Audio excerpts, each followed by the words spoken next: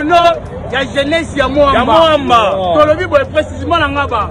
Tolobi boye bazongisela biso. Oya biso ya Moamba. Tolobi que Charles atika koza na machine à voter.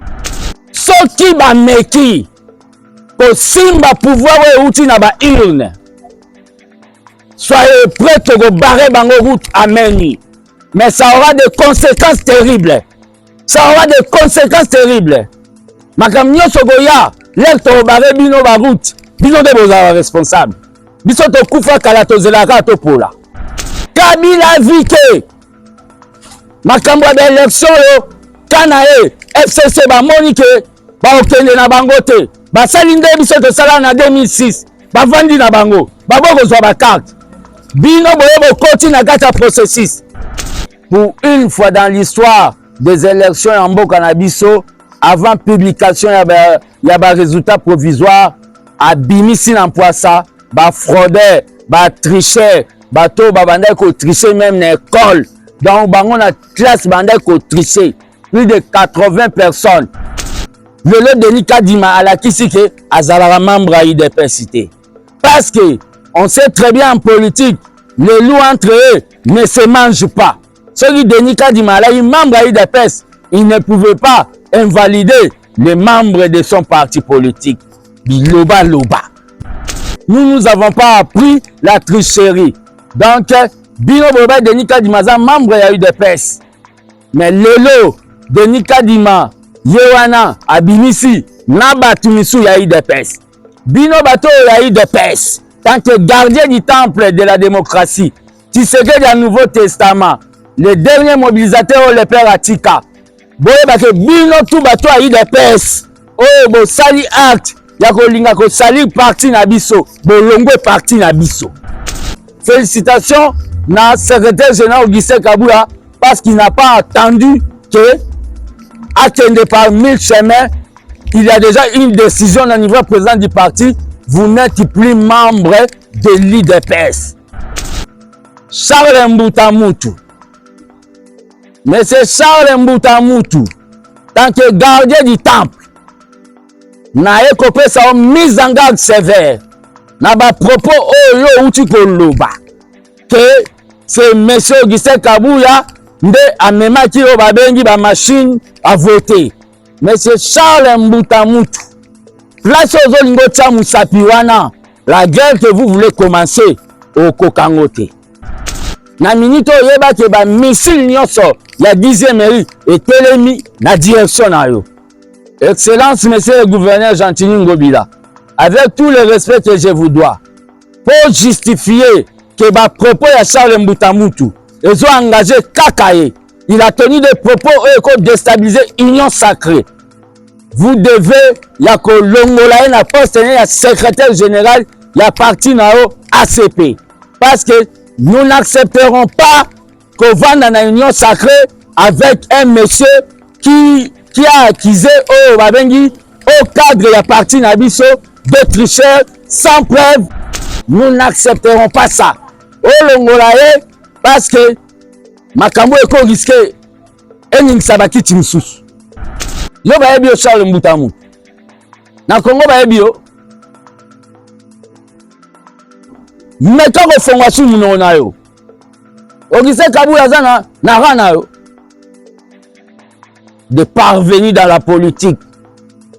Bobanda so teka makasu so nini, boyo ko ba politicien. Ko luke la Gentini Ngobila ba problème te. Ko lukele ba problème te. Na minito ba missile ba balle de zeza na kati ya chambre.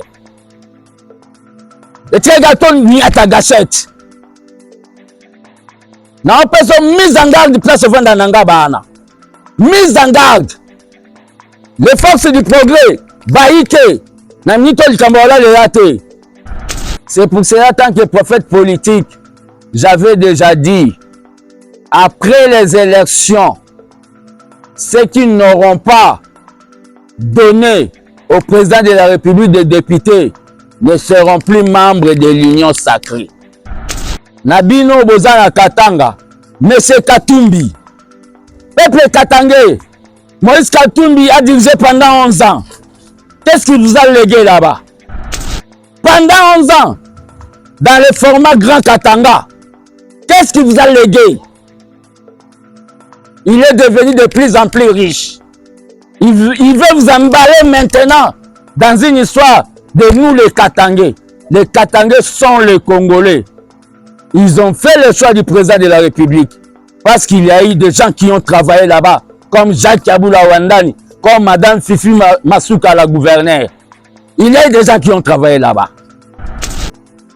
Vous jouez avec le peuple congolais. Vous croyez que le peuple congolais est immature? Vous croyez que le peuple congolais c'est un peuple de 1960? Monsieur Gentini Ngobila, vous devez rééduquer, redresser votre secrétaire général Charles Mboutamou.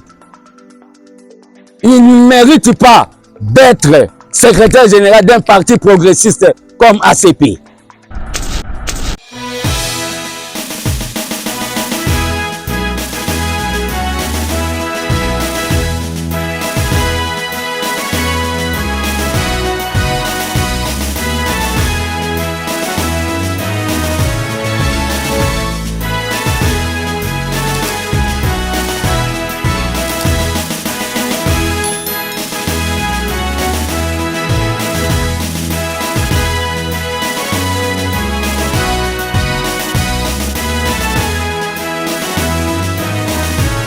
Peuple congolais, bakongoma nyonso ya nord, ya sud, ya est, ya ouest, pe ya centre, ezanga wabino, le gardien du temple de la démocratie, Tshisekedi dans le Nouveau Testament, prophète politique, lelo actuellement baba de la jeunesse congolaise, fils Mukoko. Na na butu oyo, na tina, na communiqué, n'a pas sabi nos messages. Premier message d'Angeza, remerciement au parti Union pour la démocratie et le progrès social UDPS Tshisekedi dans SIG, oyo a dirigé na moment on a Mwana Mboka Augustin Kabuya Mwana Bouté comme secrétaire général et président à l'intérim. Ils ont remercié peuple congolais ya bandinga nyonso na ndenge bopona ki mokonzi mboka na ndenge bosalaki choix ya programme ya mokonzi mboka oyo eza ya indépendance économique. Na transmettre au balobi ba remerciement ya mokonzi ya parti na biso Augustin Kabuya Mwana Bouté. Remerciement lisusu pa ba combattants et combattants na ndenge bozalaki éveillé, mobilisé pour te décrocher victoire au tozui oyo na ba pourcentage depuis Kasavubu Mobutu tolobaku muzete pour ya cette élection te Kabila le fils et tika ko sala maté ba pourcentage oyo et là qui si vraiment que Fati c'est un leader national, pas un leader provincial, pas un leader d'une seule région, mais c'est un leader de tous les peuples congolais. Remerciement oyo to salibino et ça parce que vous n'avez pas voulu donner notre pouvoir na oba bengi ba candidat ya ba salon ya ba mindele. Vous n'avez pas voulu donner notre pouvoir na bandoki oh non ciao bandoki wana. Vous n'avez pas voulu donner notre pouvoir na ba congolais ya cour constitutionnelle, mais oh même un aveugle congolais aroyeba que il n'est pas mon frère pour bana mangwele te. Peuple congolais du nord, du sud, de l'est, de l'ouest et du centre. Naye kosala mise au point oyo na tina te ya koloba na batu. Félicitations d'abord ya parti na ngai UDPS na Seni na monsieur Denis Kadima na ndenge pour une fois dans l'histoire des élections en mboka na biso avant publication ya ba résultat provisoire abimisi na mpoasa ba fraudeur ba tricheur bato ba bandai ko tricher même na école. Donc bango na classe bandai ko tricher plus de 80 personnes ba bukaki ba bureau de vote ba bukaki ba urne ba salaki ba désordre ba memaki ba machine na ndaku na bango ba machine eyebi te ndenge nini bazwelaki yango wana ba enquête ifo kende po toyeba place nini ba machine wana ebimelaki. Félicitations à Denis Kadima. Oh, lobby bino bolbaike aza membre ya UDPS. Na publication a publié, il y a des députés de l'UDPS OEP basalaki ba acte ya fraude. Oh, eza parmi éducation Etienne Tshisekedi d'après sa bisoté. Nous avons pas appris la tricherie. Donc, bino bolbaike Denis Kadima aza membre ya UDPS. Mais lelo Denis Kadima Yewana abimisi na batu misu ya UDPS. Bino bato ya UDPS, tant que gardien du temple de la démocratie, Tshisekedi du Nouveau Testament, le dernier mobilisateur le père Atika. Boye bake bino tout bato ya UDPS. Oyo bo sali acte ya kolinga ko sali parti na biso, bolongwe parti na biso. C'est-à-dire acte wana eza oyo babengi auto exclusion na bino, bolongwe parti na biso. Parce que nous ne sommes pas une famille de tricheurs. Bon, l'on est parti na biso. Félicitations na secrétaire général Augustin Kabula parce qu'il n'a pas attendu que, attendez par 1000 chemins, il y a déjà une décision au niveau président du parti. Vous n'êtes plus membre de l'UDPS. Bino bato bozo linga koliye makambu ya tricherie et salami na mokonzi mboka. C'est que bozavuma bandoki. Bozavuma bandoki. Fati, azwa éducation ya bien, et pas un homme honnête, un homme intègre, oza Etienne Tshisekedi wa Mulumba de heureuse mémoire. Donc, azwa éducation ya bien, on a eu à travailler avec lui. Fati n'est pas un tricheur. C'est-à-dire, il a gagné les élections.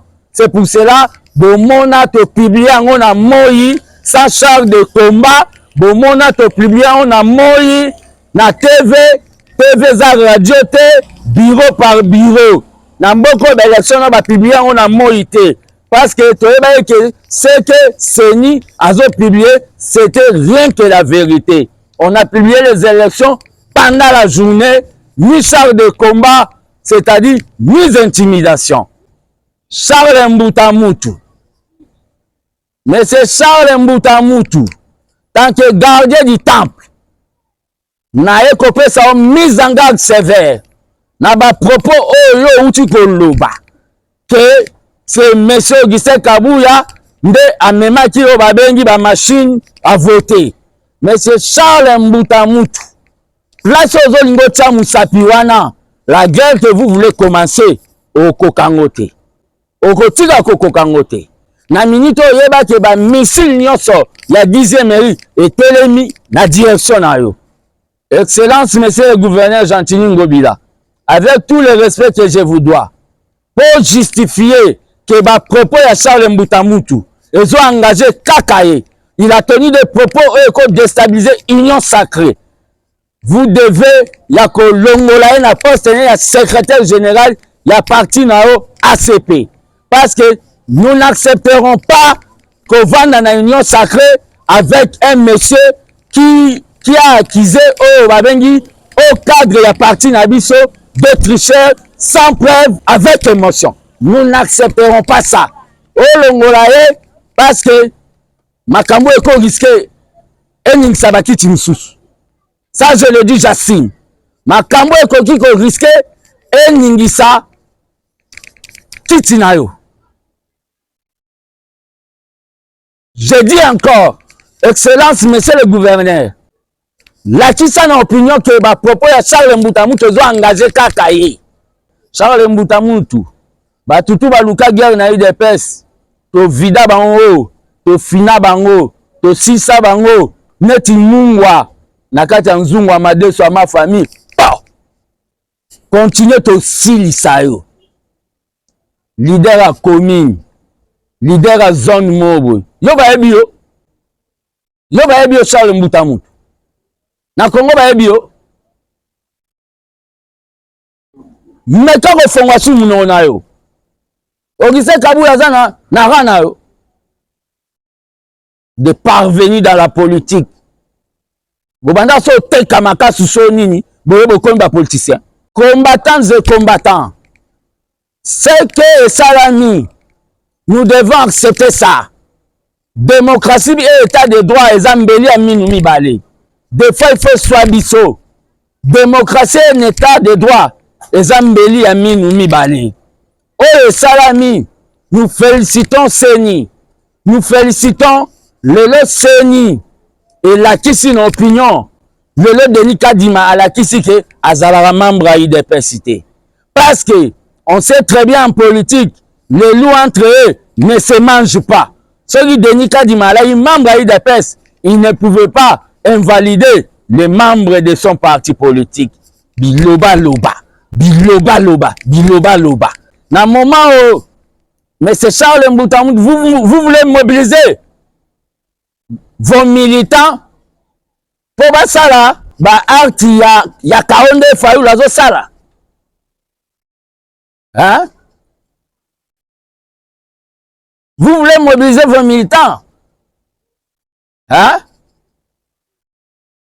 Vous croyez qu'on va vous laisser faire? C'est pour cela, tant que prophète politique, j'avais déjà dit, après les élections, ceux qui n'auront pas donné au président de la République des députés ne seront plus membres de l'Union sacrée.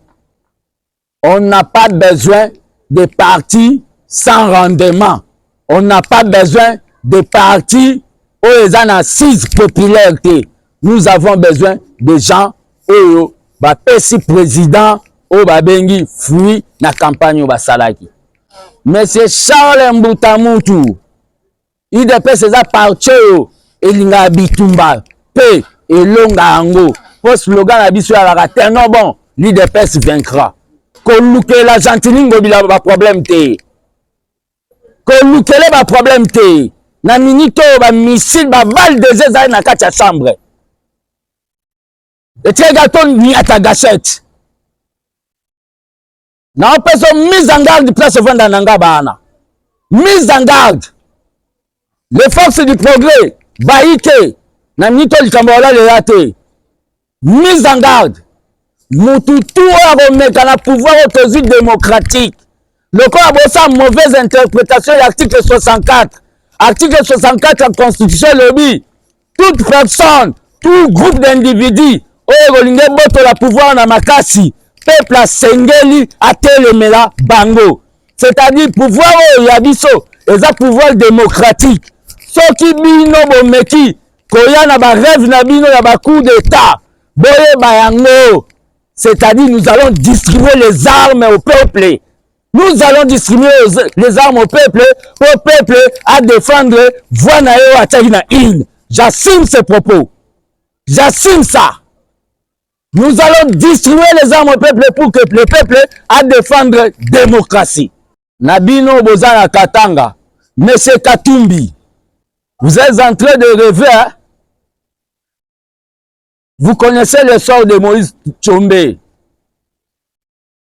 Vous connaissez le sort de Moïse Tchombe avec la sécession katangaise. Vous connaissez peuple katangais. Moïse Katumbi a dirigé pendant 11 ans. Qu'est-ce qu'il vous a légué là-bas? Qu'est-ce qu'il vous a légué? Pendant 11 ans, dans le format Grand Katanga, qu'est-ce qu'il vous a légué? Il est devenu de plus en plus riche. Il veut vous emballer maintenant dans une histoire de nous les Katangais. Les Katangais sont les Congolais. Ils ont fait le choix du président de la République parce qu'il y a eu des gens qui ont travaillé là-bas, comme Jacques Yaboula Wandani, comme Madame Fifi Masuka, la gouverneure.